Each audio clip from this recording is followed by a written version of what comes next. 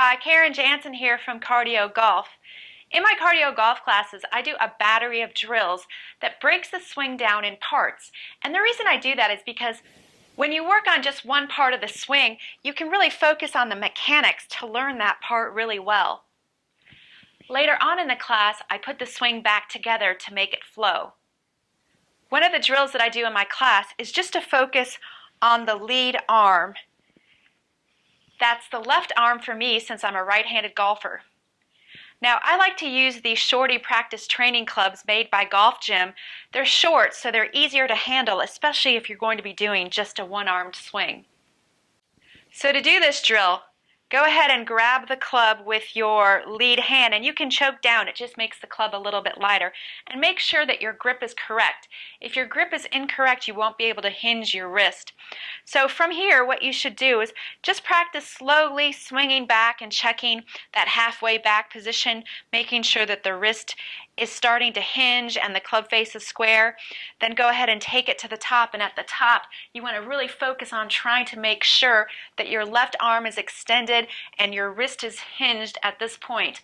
From here, as you start down, you shift your weight and you lead with the butt end of the club. Your left arm, your front arm, actually will come closer to you because force is bringing it closer to your body. Then at impact, this left shoulder, elbow, and wrist should line up with your left hip, and your hand should be in front of where the club face is with the club face square. Then you rotate it to the release position. You can see the toe is up, and then that club goes ahead and just touches you between the shoulder blades to make sure you finish.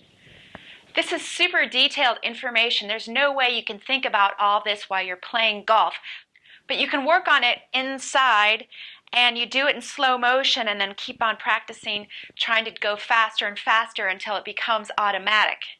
So what should happen with that lead arm is that if your grip is correct, as you swing back, that wrist will hinge, and that helps you keep that extension in the arm, and then you keep that angle there all the way to the top to keep your arm nice and extended.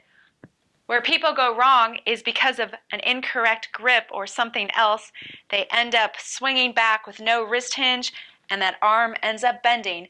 Now from here, as you go through, that club face is out of position, and they end up swinging through with a chicken wing like this. Ideally, you want to have that club face square so that at impact it rotates and your elbow actually points down to the ground instead to finish the swing. So practice just with your lead arm only and try to get that nice wrist hinge about 3/4 of the way back. Maintain that extension, lead with the butt end of the club, make sure that club face is square, and then let that lead arm fold and make sure you finish your swing. If you focus on that, that will really help you square the club face at impact.